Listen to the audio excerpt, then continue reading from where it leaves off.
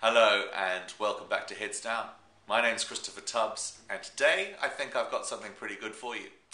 I have a recording of an interview that I did yesterday with Andy Blake, a London-based DJ. I don't know if you know who he is. He's well known for his incredible record collection, his amazingly eclectic sets, but most importantly, right now, he's known for his achingly hip underground record label, Dissident Recordings. Now, when I say achingly hip, I don't mean that in a throwaway Face magazine kind of way. I mean that in a this is a record label worth watching kind of way. It's vinyl only, 200 copies of each release only, so it's highly collectible. They come and they go so fast. There's no marketing, no push. If you know about it, you get it. If you don't, you miss it. He's an interesting guy. He's got a lot to say about a lot of things, all underground dance music related. And I think you should check it out. You're on Heads Down.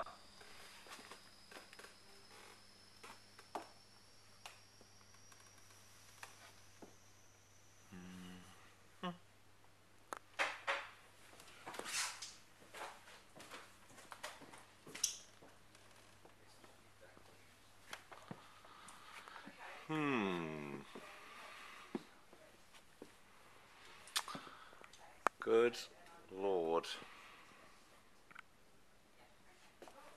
Endless records, equipment. I can only be one place, and that is Chateau Andy Blake. Let's start off with talking about Dissident a bit. A lot of people will be very interested to hear about the label. What was the motivation for starting Dissident?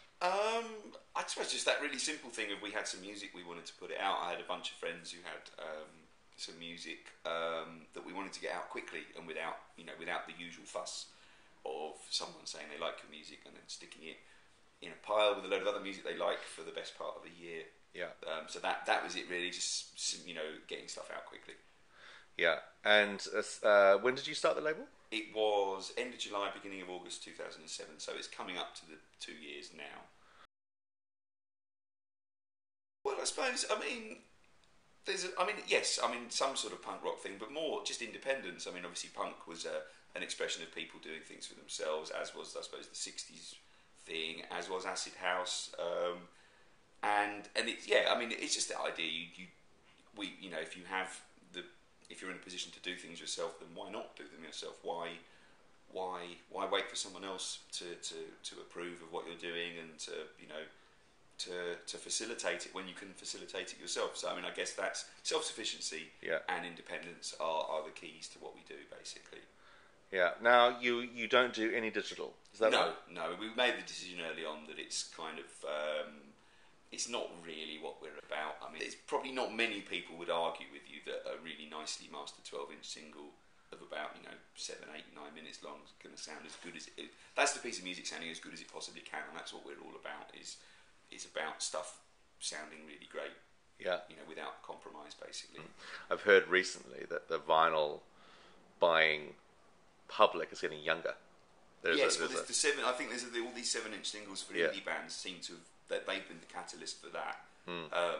And then hopefully that leads people into the idea, because you've got two generations of people who've never considered the fact that they might actually have to buy their music.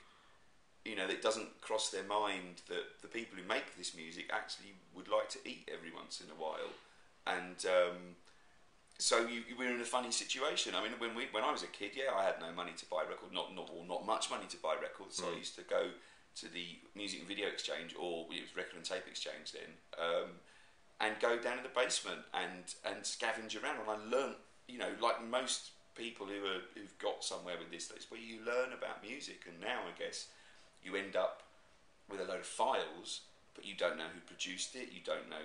There's no artwork with it. There's no reference to where it was made, who mastered it, because it probably wasn't even mastered properly. And you get all these things are all clues that you can use to build a bigger picture.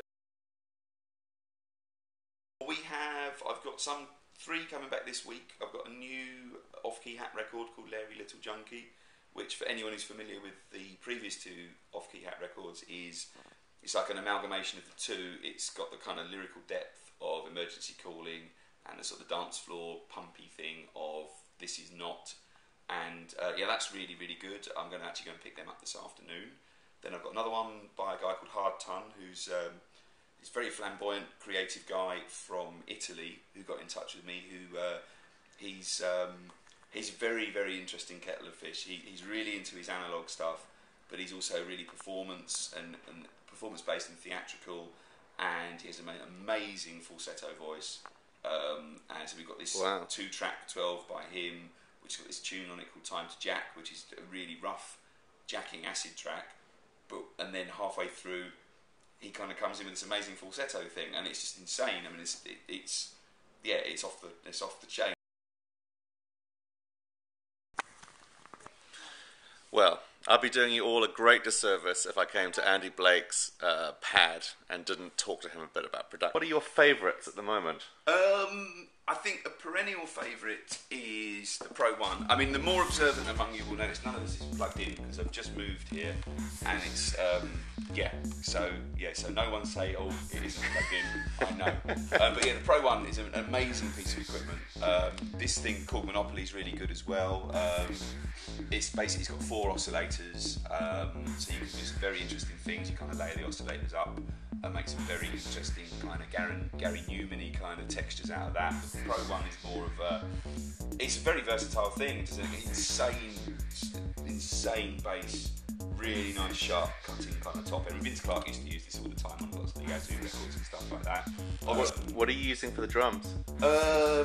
Mainly the 808. The 808 ends up in everything, not everything, in some form or other it usually ends up in tunes. And I've got Oberheim DMX over there, Roland TR-707 with a nice little modification on it. 707. Tweak the length of the hi-hats, which is pretty good. Yeah. The TR-727, which is exactly the same as the 707 in the way it works, but it's a bunch of different sounds. So how would you describe this? Is what you use for hats? Is that right? I've also actually my favourite hi-hat machine is this.